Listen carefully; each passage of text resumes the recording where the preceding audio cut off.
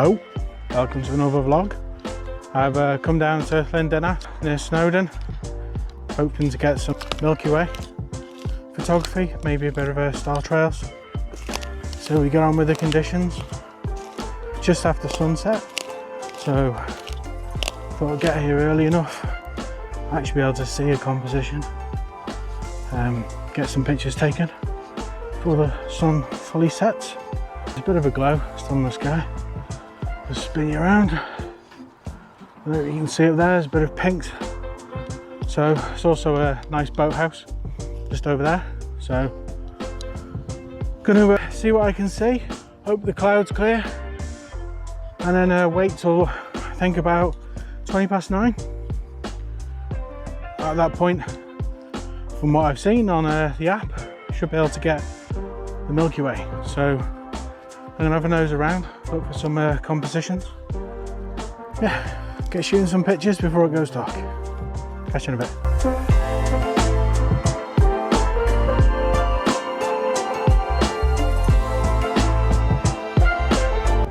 Right, it's just a case of waiting now. About hour 45, and obviously as soon as it starts to go dark, I can have a crack at trying to get the star trails. Okay, I'm going to whiz through the process of using the Photopills app and how I used it to check the Milky Way position. Click into Planner, use this section here to sort of move to where the actual location is. You can drop the pin, zoom in, drop the pin of where you're actually going to stand. Obviously you need to have some sort of knowledge about the locations, so I've been to this location before. You can change the map profile, so you can go to terrain or hybrid, very similar to Google Maps.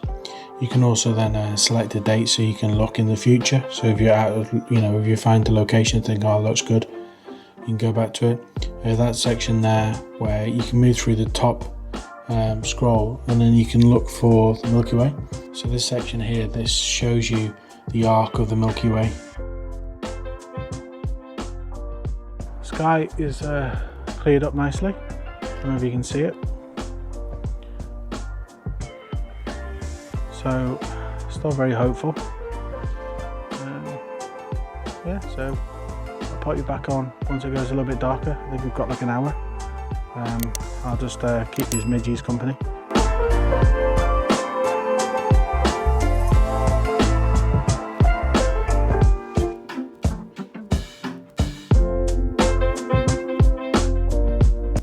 So back in Photopills app, I'm clicking on Planner. You've got an option which is Night AR, so that's augmented reality, where you can basically overlay, using your phone's camera, the position of something in the sky.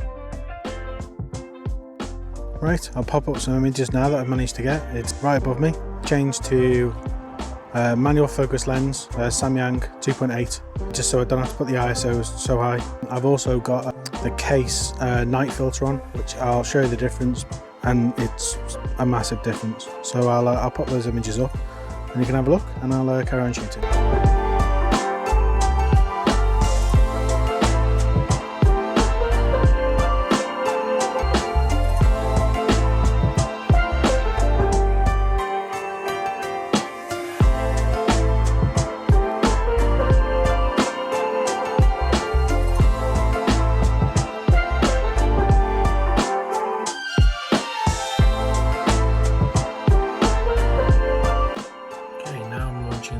App on my phone. I've got a Pluto trigger.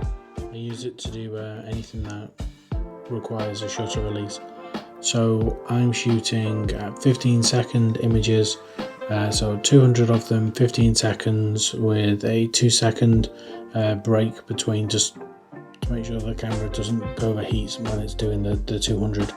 So I'm going to shoot those now, and I'll show you the process of how I put them all together. Alright, just a case of waiting now. I think I've got another 140 images to go, and then I'll show you the process if it works, compile them all together, and then see what we end up with. So I'll see you back when we're in Lightroom. Bye for now.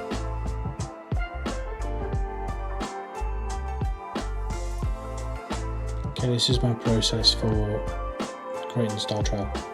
You obviously put all your images in Lightroom, you set up your first image, make sure you're happy with everything, do all your adjustments on it, then you copy those settings and then you synchronize them across all the other images. So in this scenario I've got 200 other images, so I've made all my adjustments. I'm now copying those into the clipboard and highlight every other image that's part of your star trail sequence, and then just paste those over, so you're effectively synchronizing. Once that's done, you then export them. So export to a folder where they're easy to find, the setting as a TIFF. Just get the system to rename it itself. Obviously make sure you turn things like signatures and those type of things, watermarks off, because you don't need them. And open up a free application called Sequitur. I'll pop a link to it in the description. Then you basically tell it where it can find all its images from. So it's basically, where can you find the images, where do you put the output image, and have you got a blank? Because at the end of the 200 I took a blank image to get rid of any hot pixels. So just set where it's going to output the file to. Once you've set the output file, there's some options down the bottom to do with whether you're doing it as a stacked basically, or whether you're doing it as a star trail. So you can select star trail. I also do things like getting it to enhance the stars a bit.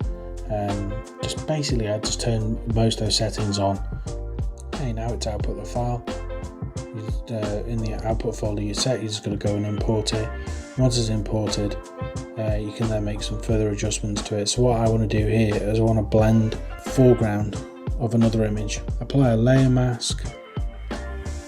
Actually first align the two images, then apply a layer mask, and then bring in the bits from the other image I want. There you go, there goes the car lights. And then I'm just going to do some content aware fill. So flatten the image first, and basically there's some random lights that are on the mountain I want to get rid of. So using the content aware fill option, that gets rid of those. And then save it, and then back into Lightroom.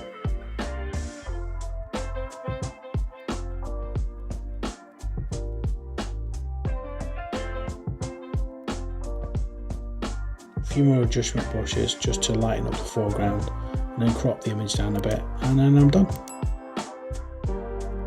I hope you enjoyed this video. I've enjoyed making it. It was a great trip to Llyn Dinas.